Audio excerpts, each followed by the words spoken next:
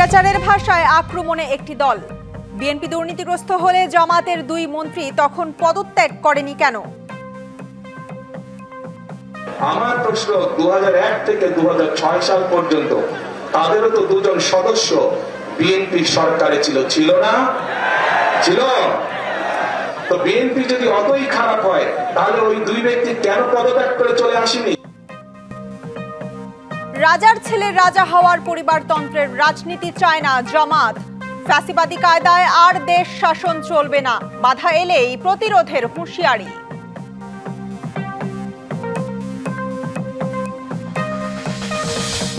অভিযোগ পাল্টা অভিযোগ ও হট্টগোল। ভোটের মাঠে উত্তাপ। নাসিরউদ্দিন পাটোয়ারীকে বাধা ও ডিম নিক্ষেপের অভিযোগ। একটি দল মিথ্যা কথায় বিভ্রান্ত করছে মানুষকে। পলাতক স্বৈরাচারের ভাষায় আক্রমণ করছে বিএনপিকে, কথা বলেছেন তারেক রহমান। বিএনপিকে যারা দুর্নীতিগ্রস্ত বলছে, 2001 সালে তাদের দুই মন্ত্রী কেন পদত্যাগ করেননি, এমন প্রশ্নও রাখেন তিনি। ময়মনসিংহ সার্কিট হাউস মাঠে নির্বাচনী সভায় বিএনপি চেয়ারম্যান আরও বলেন, জনগণকে নিরাপত্তা দেয়া ও আইন শৃঙ্খলা ঠিক রাখার অভিজ্ঞ আছে তার দলের। শুধু ভোট দিলেই হবে না, ভোটের ফলাফল আদায় করে নেয়ার আহ্বান জানান তারেক রহমান। 22 বছর পর ময়মনসিংহ গেলেন বিএনপি চেয়ারম্যান তারেক রহমান। ত্রয়োদশ জাতীয় সংসদ নির্বাচনের পঞ্চম দিনের প্রচারণায় সেখানে যান তিনি। ঐতিহাসিক সার্কিট হাউস ময়দানে সমাবেশ শুরু হয় মঙ্গলবার দুপুরের পর। ময়মনসিংহের 11টি আসন ছাড়াও বিভাগের সব জেলা থেকে সমাবেশে যোগ দেন হাজার হাজার নেতাকর্মী। সকাল থেকেই সমাবেশ স্থলে নামে মানুষের ঢল। সমাবেশে যোগ দিয়ে তারেক রহমান তুলে ধরেন শিক্ষা, স্বাস্থ্য, কৃষি, পারিবারিক ও সামাজিক নিরাপত্তা বিষয়ে তার পরিকল্পনার কথা।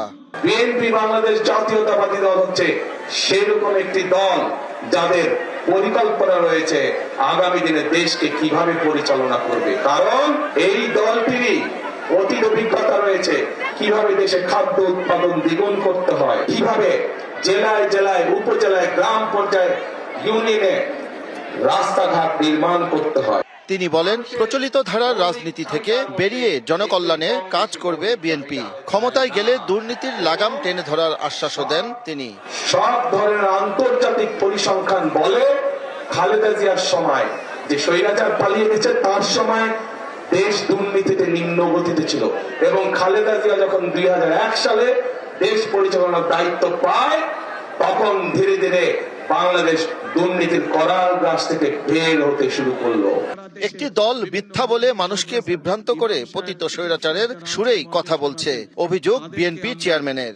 এই মুহূর্তে একটি রাজনৈতিক দল যেই স্বৈরাচার পালিয়ে গিয়েছে সেই স্বৈরাচারের মুখের ভাষা ব্যবহার করছে বিএনপির বিরুদ্ধে। আমার প্রশ্ন, 2001 থেকে 2006 সাল পর্যন্ত তাদেরও তো দুজন সদস্য বিএনপি সরকারে ছিল না? ছিল। তো বিএনপি যদি অতই খারাপ হয় তাহলে ওই দুই ব্যক্তি কেন পদত্যাগ করে চলে আসেনি? এরপর ময়মনসিংহ থেকে গাজীপুর রাজবাড়ী মাঠে এবং উত্তরা আব্দুল্লাপুর আরেকটি জনসভায় যোগ দেবেন তারেক রহমান। শাহ ইমন, ডিবিসি নিউজ, ঢাকা। সর্বাধুনিক প্রযুক্তিতে তৈরি এবি পলি পাইপ। রাজার ছেলে রাজা হবে, পরিবারতন্ত্রের এমন রাজনীতি বন্ধ করতে চায় জামাত, কথা বলেছেন জামাত আমির ডাক্তার শফিকুর রহমান। আরও বলেন, ফ্যাসিবাদী কায়দায় আর দেশ শাসন চলবে না, আঘাত এলে প্রতিরোধের হুঁশিয়ারিও দেন তিনি। হ্যাঁ ভোটের পক্ষে নিজের দলে অবস্থান জানিয়ে তিনি বলেন, হ্যাঁতে ভোট দিলে আজাদি, নাতে ভোট দিলে গোলামি। জামায়াত ইসলামীর নেতৃত্বে 11 দলীয় নির্বাচনী জোটের প্রচারণায় মঙ্গলবার দক্ষিণাঞ্চলের কয়েকটি জেলা সফর করেন জামাত আমির। সকালে যশোর কেন্দ্রীয় ঈদগাহ ময়দানে আয়োজিত জনসভায় দলটির সেক্রেটারি জেনারেল অধ্যাপক মিয়া গোলাম পরোয়ার বলেন, বাংলাদেশের মানুষের মধ্যে একটি নতুন আকাঙ্ক্ষার সৃষ্টি হয়েছে।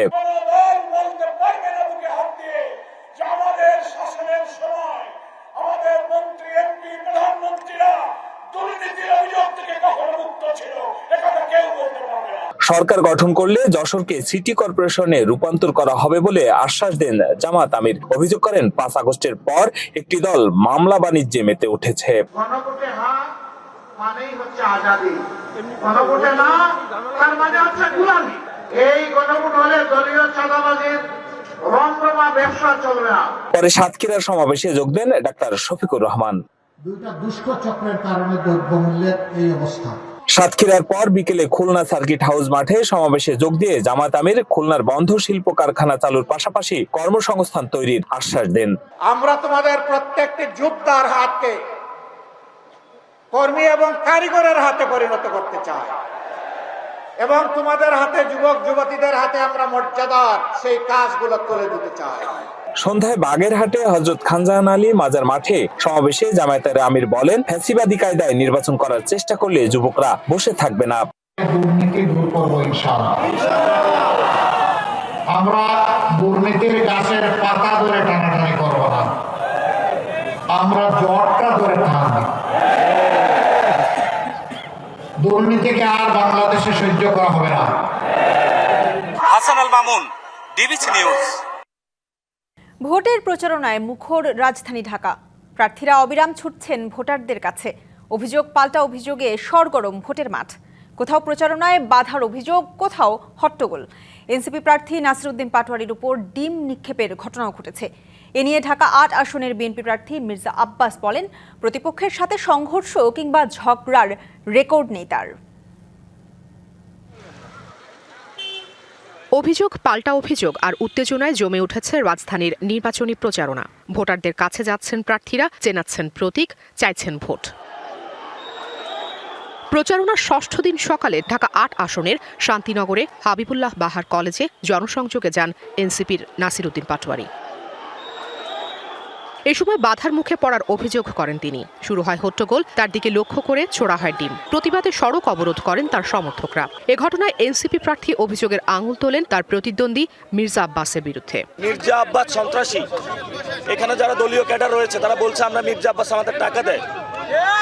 আমি এখানে নির্যাতিত, নিপীড়িত যারা আপনারা বিএনপির বাইরা, যারা আপনারা সন্ত্রাস সাপোর্ট করেন না, আপনারা দল থেকে এদের বহিষ্কার করেন, বিতাড়ন করেন, নাহলে সুষ্ঠু রাজনীতি আমরা বাংলাদেশে করতে পারবো না। অভিযোগ নাকচ করে মির্জা আব্বাস বলেন, প্রতিপক্ষের সাথে সংঘর্ষ কিংবা ঝগড়ার ইতিহাস নেই তার। এটা তো বহুদিন যাবত চেষ্টা করতেছে লাগার জন্য। কে লাগবে ওর সঙ্গে খামাখা, কি দরকার? আমার কোনো ঝগড়া করার প্রয়োজন আছে? আমার ঝগড়ার রেকর্ড আছে। আমি বহুদিন এর আগে ইলেকশন করি, আমার কোনো রেকর্ড নাই যে কোনো প্রতিপক্ষের সঙ্গে আমার কখন সংঘর্ষ হয়েছে কিংবা ঝগড়া হয়েছে। That is no record.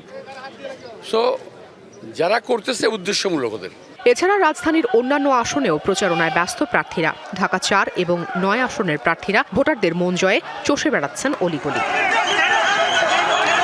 প্রার্থীরা বলছেন, ১৮ বছর পর একটি অবাধ, সুষ্ঠু ও নিরপেক্ষ নির্বাচনের আশায় রয়েছে জাতি। Afrin Anwar, DBC news, Dhaka. গাজীপুরে চলছে নির্বাচনীর বিএনপির প্রচারণা। এতে জনসভায় যোগ দেবেন বিএনপি চেয়ারম্যান তারেক রহমান। আরও জানাতে যুক্ত হচ্ছেন গাজীপুর থেকে সহকর্মী মাহমুদা শিকদার। মাহমুদা, তারেক রহমানের সভা ঘিরে কি বলছেন আগত নেতাকর্মীরা, বিস্তারিত জানাবেন। সেটা আপনি আসলে জানেন যে দুপুর থেকেই কিন্তু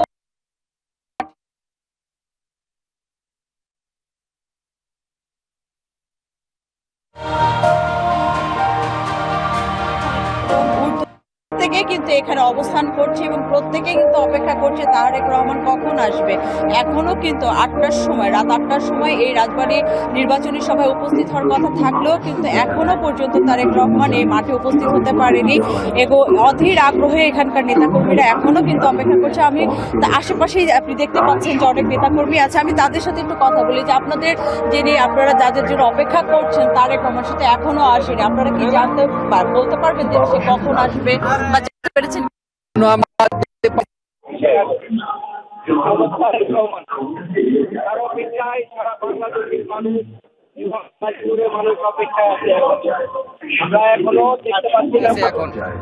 আমরা এখনো দেখতে পাচ্ছি না কত দূর আছে এসে। আপনি শুনছিলেন যে আসলে সবাই এখনো অধীর আগ্রহে অপেক্ষা করছে যে তারেক রহমান আসবে। আমি আরেকজনের কাছ থেকে একটু জানতে চাবো যে অনেকক্ষণ ধরে, সেই সকাল থেকেই তো আপনারা মাঠে আছেন, অপেক্ষা করছেন, এখনো পর্যন্ত আপনাদের প্রিয় নেতা আসেনি, এই ব্যাপারটা আছে। আসলে আপনাদের আর কতক্ষণ অপেক্ষা করবেন এবং কেমন লাগছে যে তার জন্য অপেক্ষা করা? এখনো কি ক্লান্ত বোধ করছেন না? তারেক রহমান আমাদের মাঝে কিছুক্ষণের মধ্যে হাজির হবে। আমরা অধিক আগ্রহের সহিত তারেক রহমানের কথা শুনবো এবং সে দেশের জন্য কি কাজ করবে সে আমাদেরকে প্রত্যাশা দেবে। এটা আমরা চাচ্ছি, দেশের কল্যাণের জন্য কাজ করবে, উন্নয়নের জন্য কাজ করবে। যে এসে আসলে শুনছিলেন যে ক্লান্তি ছাপিয়ে আনন্দ আগ্রহ সবকিছু নিয়েই কিন্তু এই অপেক্ষা, সবাই এখনো পর্যন্ত অপেক্ষা করছে যে কখন তারেক রহমান আসবে।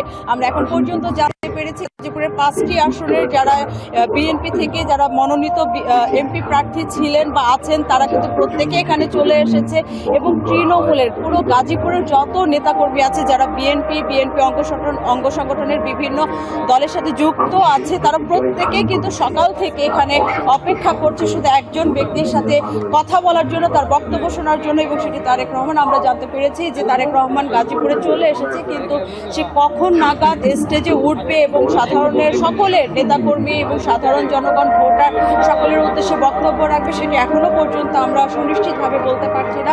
তবে হয়তো বা কিছুক্ষণের মধ্যেই তিনি আসবে। এই ছিল গাজীপুরের যে নির্বাচনী সভায় অংশগ্রহণ, তারেক রহমানের যে অংশগ্রহণ সেটি সম্পর্কে এখন পর্যন্ত পাওয়া সর্বশেষ তথ্য। মাহমুদ, আপনাকে ধন্যবাদ। জাতীয় নির্বাচনের দিন যত ঘনিয়ে আসছে ততই বাড়ছে প্রচারণায় গতি। ভোটারদের মন জয়ে প্রচারের ধরনেও এসেছে ভিন্নতা।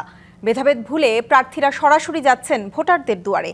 কেউ কেউ করছেন আচরণবিধি লঙ্ঘনের অভিযোগ।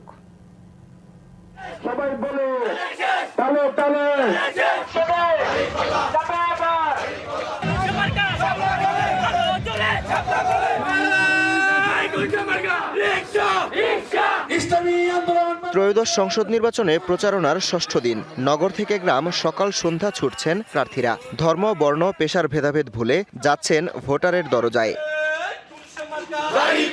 চট্টগ্রামের বিভিন্ন আসনের প্রার্থীরা চষে বেড়াচ্ছেন নির্বাচনী মাঠ। এলাকাভিত্তিক সমস্যার সমাধান ও উন্নয়নের আশ্বাস দিয়ে চেষ্টা করছেন ভোটারদের সমর্থন আদায়ের। যে সমস্ত সন্ত্রাসীরা এলাকা ছেড়ে পালিয়েছে তাদেরকে পর্যায়ক্রমে এলাকায় এনে পুনর্বাসনের পরিকল্পিত একটা চেষ্টা চলছে। পরিবেশের উন্নয়নের জন্য এবং আমাদের আমূল শিক্ষা ব্যবস্থার পরিবর্তনের জন্য আমি কাজ করবো ইনশাআল্লাহ। কক্সবাজারের নির্বাচনী জনসভায় বিএনপির প্রার্থী সালাহ উদ্দিন আহমদ বলেন, তার দল রাষ্ট্র ক্ষমতায় গেলে দেশের পক্ষের শক্তিকে পাশে পাবে মানুষ। পূরণ হবে উন্নয়ন, শক্তিশালী গণতন্ত্র ও গণঅভ্যুত্থানের শহীদদের প্রত্যাশা। বিএনপির যা কিছু উন্নয়ন পরিকল্পনা, রাষ্ট্র ভাবনা, দেশের নিরাপত্তার ভাবনা সবকিছু এই দেশকে কেন্দ্র করেই দানের শেষের প্রতীকে ভোট দিয়ে বিএনপির প্রার্থীকে সমস্ত জায়গায় সারা দেশে আপনারা জয়যুক্ত করুন। নোয়াখালীর সেনবাগে 11 দলীয় জোটের নির্বাচনী পথসভায় অংশ নেন এনসিপির মুখপাত্র আসিফ মাহমুদ সজীব ভুঁইয়া। তার অভিযোগ, ভোটের জন্য মিথ্যা বুলি শোনাচ্ছে একটি দল। একদিকে তাদের কেউ কেউ সংস্কারের কথা বলে, আবার মাঠ পর্যায়ে না ভোটের পক্ষে ক্যাম্পেইন করে। তাদের এই মুনাফিকি বাংলাদেশের মানুষজন ইতিমধ্যে চিহ্নিত করে ফেলেছে। হবিগঞ্জের নবীগঞ্জে বাংলাদেশ খেলাফতে মজলিসের প্রার্থীর নির্বাচনী জনসভায় অংশ নেন দলটির আমির মামুনুল হক। রাষ্ট্র ক্ষমতায় যেতে পারলে ইনসাফের রাষ্ট্র গড়ার কথা জানান তিনি। প্রচার কার্যক্রমে কর্মী সমর্থকদের বাধা দেয়া হচ্ছে বলেও অভিযোগ তার।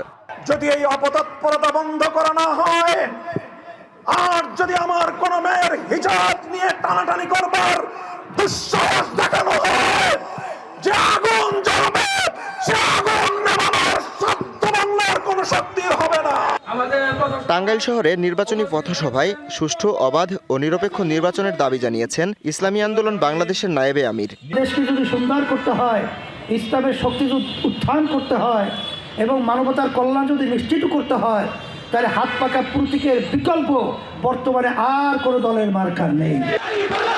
নির্বাচনী জনসভায় সিলেট 6 আসনের জামায়াত প্রার্থী বলেন, নির্বাচিত হলে নিরাপত্তা প্রতিষ্ঠায় এবং মামলা বাণিজ্য বন্ধ করতে কাজ করবেন। কিছু থানার দালালেরা দারোগা সাহেবদেরকে ব্যবহার করে পুলিশকে পাঠায় এবং মামলার নামে বাণিজ্য করে। ইনশাআল্লাহ আমি যদি নির্বাচিত হই, এই 2 উপজেলায় পুলিশ আমাকে জিজ্ঞেস না করে কারো বাড়িতে যাইতে পারবেন না। সমতলের পাশাপাশি পার্বত্য জেলার রাঙামাটি, খাগড়াছড়িতেও নির্বাচনী গণসংযোগে ব্যস্ত প্রার্থীরা। শুধু প্রতিশ্রুতি নয়, শুনছেন ভোটারদের নানা দাবির কথাও। Habibur Rahman, DBC news desk. Pakistan বিশ্বকাপ বয়কট করলে সে জায়গায় ডাক পেতে পারে বাংলাদেশ।